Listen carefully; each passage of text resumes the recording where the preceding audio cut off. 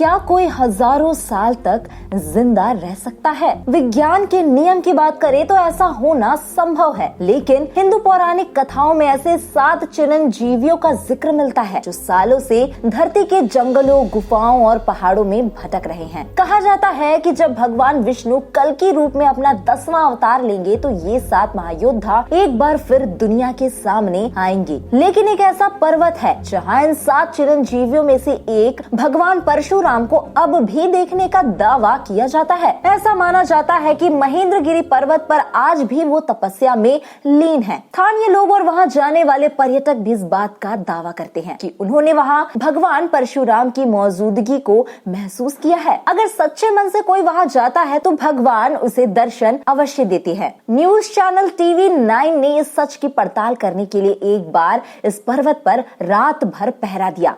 अत्याधुनिक तकनीक से लैस कैमरे लगाकर भगवान परशुराम को कैद करने की कोशिश की। तो क्या उन्हें भगवान परशुराम ने दर्शन दिए? इससे पहले कि हम आपको ये रहस्य बताएं, आइए सबसे पहले समझ लेते हैं कि महेंद्रगिरी पर्वत और भगवान परशुराम का क्या संबंध है। महेंद्रगिरी भारत के ओडिशा राज्य के गजपति जिले में पूर्वी घाट का एक 1501 मीटर ऊंचा पर्वत है। इस ऐतिहासिक पर्वत का रामायण में उल्लेख है। ये कोरापुट जिले के देवमाली पर्वत के बाद ओडिशा का दूसरा सबसे ऊंचा पहाड़ है। पौराणिक कहानियों के अनुसार महेंद्रगिरी पर्वत भगवान परशुराम की तपस्थली है। इस पर्वत पर कई स्वयंभू शिवलिंग विराजमान हैं। यहीं पर वो भगवान शिव की आराधना किया करते हैं। कथाओं की माने तो भगवान शिव ने परशुराम की तपस्या से प्रसन्न होकर इसी पर्वत पर फरसा प्रदान किया था। कहते हैं कि इसी फरसे से उन्होंने इस धरती से 21 बार क्षत्रियों का सफाया कर दिया था। अपनी अंतिम तपस्या भी उन्होंने इन्हीं पर्वत चोटियों पर की थी।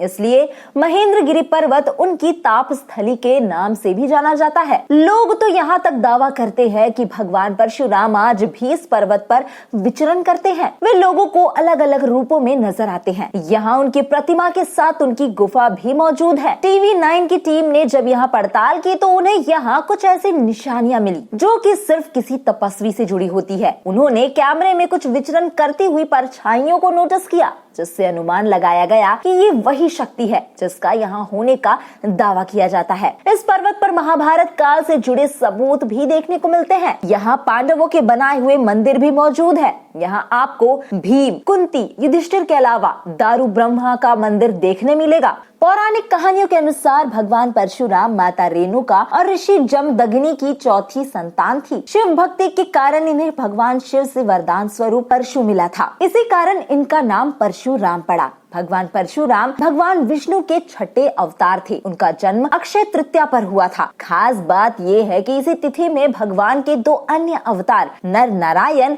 और हयग्रीव का भी अवतरण हुआ था। कहते हैं कि एक बार पिता की आज्ञा का मान रखने के लिए परशुराम को अपनी ही माता का वध करना पड़ा था। पिता से ही वरदान मांगकर उन्होंने अपनी माता को पुनः जीवित करा लिया। त्रेता युग में भगवान राम ने ही परशुराम को द्वापर युग तक सुदर्शन चक्र संभालने की जिम्मेदारी दी। इसलिए गुरु संदीपनी के यहाँ आकर परशुराम ने श्री कृष्ण को सुदर्शन चक्र सौंपा था। परशुराम ने ही द्वापर युग के सर्वश्रेष्ठ धनुर्धारियों में शुमार भीष्म और कर्ण को धनुर्विद्या सिखाई थी। चलिए आपको बताते हैं कि आप भगवान परशुराम से जुड़े साक्ष्य देखने के लिए कैसे महेंद्रगिरी पर्वत पर पहुंच सकते हैं। महेंद्रगिरी पर्वत तक ब्रह्मपुर से 3 रूट तक पहुंचा जा सकता है। पहला रूट पराला खेमुंडी से है, जो ब्रह्मपुर वाया इक्षापुर और पलासा होते हुए जाता है, जबकि दूसरा रूट ब्रह्मपुर से पराला खेमुंडी के लिए दिगापनंदी, आर उदयगिरी और रायागढ़ तक होते हुए जाता है। तीसरा रूट ब्रह्मपुर वाया इक्षापुर, जरादा, कैपुर होते हुए पराला खेमुंडी तक जाता है। महेंद्रगिरी पर्वत तक जाने के लिए आपको पराला खेमुंडी तक जाना होगा, जो ब्रह्मपुत्र से 120 किलोमीटर की